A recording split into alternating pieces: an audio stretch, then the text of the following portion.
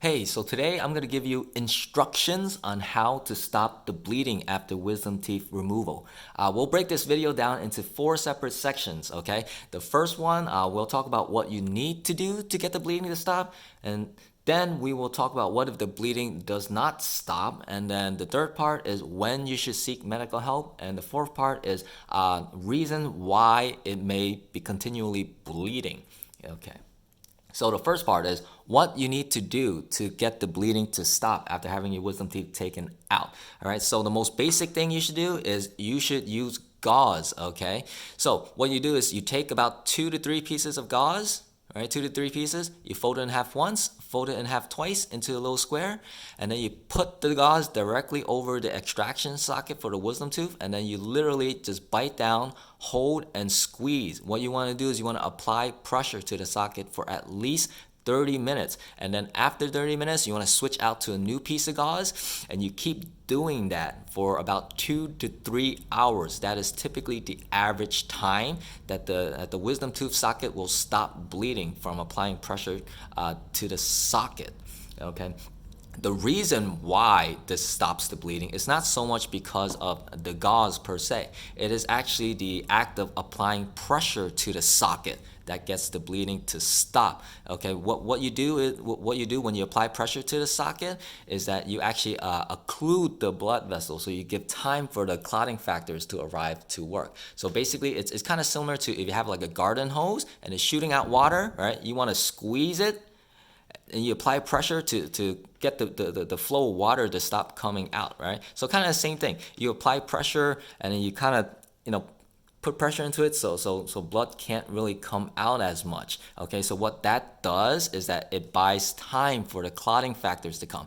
So for like the platelets and everything to kind of arrive to the site. They may not be there, right? Maybe like they're at the foot or somewhere. You have to wait for time for it to travel up to your jawbone for it to stop the bleeding. And also while you're occluding the blood vessels there, it also prevents the clotting factors from like spewing out of the hole, right? So that's the reason why gauze helps to stop the bleeding.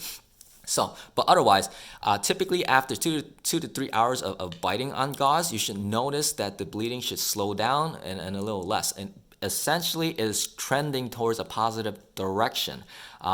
If you do not notice the bleeding stopping, you have to move on to the next part, which is what to do if the bleeding doesn't stop, okay?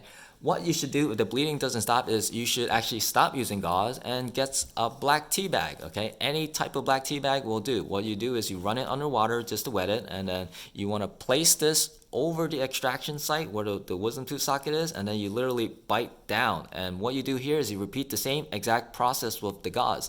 You want to bite down on the wet black tea bag for 30 minutes. You can switch out to a new one every 30 minutes if you want. It should start to stop after about like 2 to 3 hours or so. The reason why the black tea bag is more effective than the gauze is because it has tannic acid in there.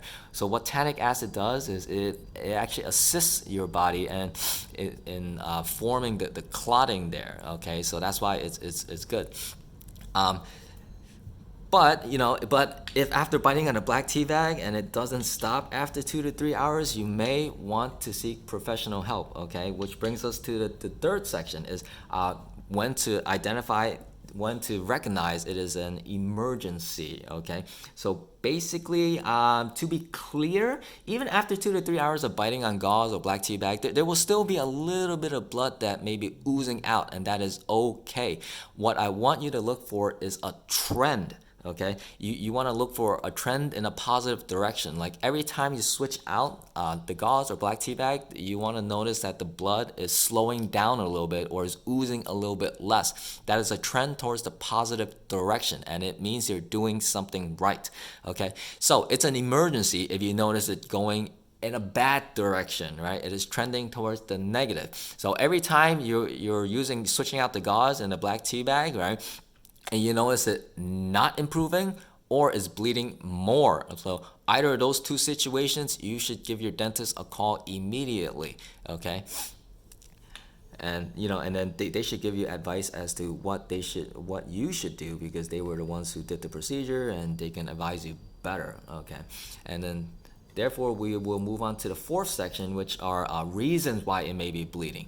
Okay, so there are two common situations or conditions as to why it may be bleeding. The first and most common one is 9 out of 10 times why people are still bleeding after the wisdom teeth have been taken out is that they were either rinsing, spitting, or drinking through a straw on the day of surgery. All three of those create a lot of pressure in the mouth and they can potentially dislodge the unstable, not yet mature blood clot that is trying to form in the socket, right? So if you think about it, if you spit like, right, you can dislodge the blood clot, and that's usually when it keeps bleeding, okay? So, I mean, we can give you plenty of examples, we see this way too often. We do an extraction, a wisdom tooth extraction on a patient, and they call us. They say they haven't stopped bleeding. So we tell them to come on in. They come in, sit down in a dental chair, and what's the first thing they do? They spit into the sink bowl, okay? They were spitting. So what we do for that is we literally just take gauze, fold it in half once, fold it in half twice, and put it in the socket, have them bite down on it, and then we just hold their jaws shut with our hands for 30 minutes, and then voila, the bleeding miraculously stops, okay? So just to remind you, the most common reason for why people are still bleeding after having their wisdom teeth taken out is that they were either rinsing, spitting, or drinking through a straw. So those are the most common reasons, okay? And then we'll move on to the next one, which is much more rare, and we don't really see this, but it is a possibility, okay? And that is if you have an undiagnosed bleeding disorder or a clotting problem, okay? So if you have this, you should definitely go see your primary care doctor and get it diagnosed, so that way you can be more cautious about getting surgeries, and then your doctors can be more prepared for it. All right, but yeah, so that's about it for how to stop bleeding after wisdom teeth removal. Hopefully that was helpful.